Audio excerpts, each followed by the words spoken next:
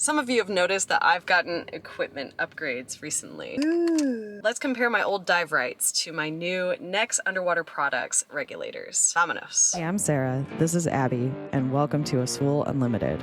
If you're new here, I'm a scuba instructor, and I moved into my van in 2021 after losing my dive shop in Indonesia due to shutdowns.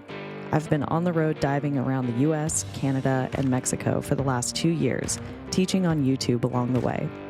Before we get into all of this, I want to let you know that I have diving expeditions going on in 2024 and 2025. So make sure to check out my website to see where I'm going and if those trips could be good for you. I'd love to see you there. Okay, so we're talking about dive right versus Next. I still have a lot to learn about the inner workings of scuba equipment, and Next Underwater Products reached out with a challenge. They challenged me to build my own side mount regs, and I guess we're doing it. Yes, we are. I have it split up essentially. This is your half, this is my half. And she's already sweating. I'm excited to collaborate with Next because they've won Scuba Lab Awards for the last 2 years as a small, relatively new company based in Monterey, California. Plus, they're taking quality and adaptability to the next level. For many years, I've been diving dive right side mount regulators. And although they're decent regulators for the price, that discounted price means they're not made with really high quality parts. As such, they're relatively easy to damage while making repairs and during servicing. The Next regulators, on the other hand, are made of high quality materials which also happen to look really freaking good. We all know that the #1 rule in scuba diving is to look cool, right? I took them out on their first dives in Catalina and then again in Ensenada, and I keep getting comments on how great they look.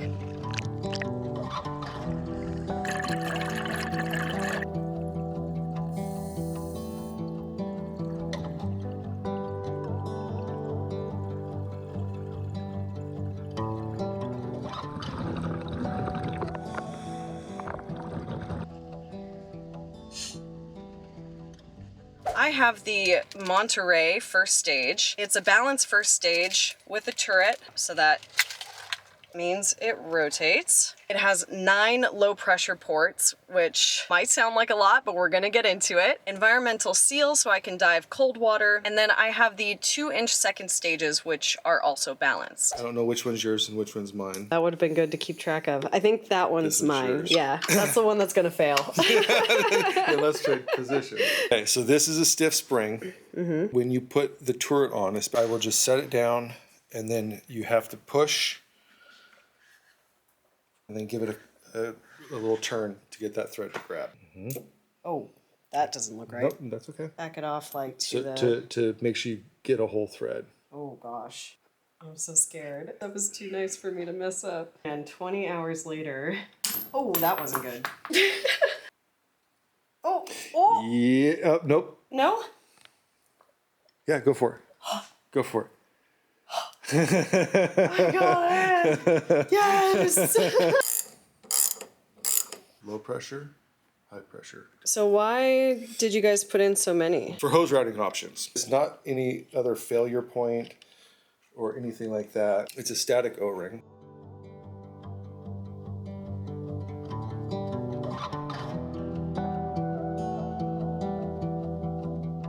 These regulators are made to grow with you as a diver. Getting to pick Jared's brain about his thought process for the design was really fascinating. Plus, I got to embarrass myself on how little I know about this stuff. The word of the day with Jared from Next is modularity. I wasn't sure what he was talking about at first, but as we built my regulators, it became clear how useful this design focus is. Due to the extra low pressure ports and different positions, these regulators can really be set up to do anything you need them to do. So you can have the turret here, you can have just the 5th low pressure port, or you can plug it and just have that be the high pressure side and have no low pressure going there. What I have, the way that mine is built, I wouldn't be able to swap and have You can't like... swap anything. And this is part of the regulator growing with you. Yeah, It's just giving people the option of having the reg the way that they want it. yeah.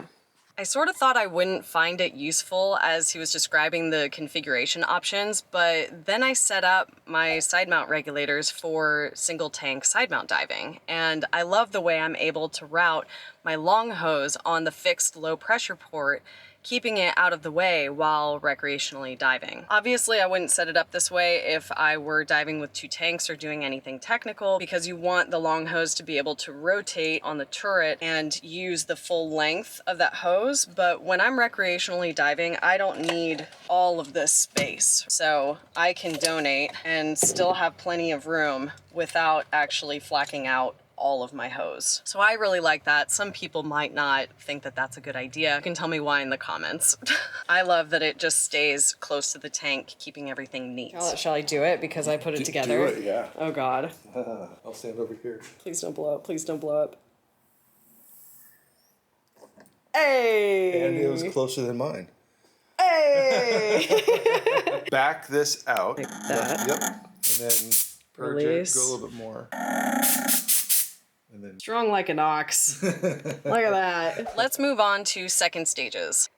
I love it when I can downsize literally anything in my life. So when Jared asked me if I wanted to try out the small 2-inch second stages, I was all for it. Diving with this is great because the different size is really noticeable on my tired jaw. I'm a teeth clencher, so anything that helps relieve the desire to keep tension there is a good thing in my book. Look at the size difference of that. It's pretty significant. You're gonna tell the folks why we shouldn't stick our fingers in our bags. I've always just covered the mouthpiece and that stop the free flow. You can certainly damage something. Yeah. I mean, I don't like, I don't like probe it, I'm gentle, okay? So that's the main thing, just making sure you don't go all you gotta do is cover it up. And what is a big pet peeve, for some reason the first instinct people have is to hit it against something. Don't know why people do that. I don't either. But for some reason that's their instinct, and anytime you have to hit something, it's not...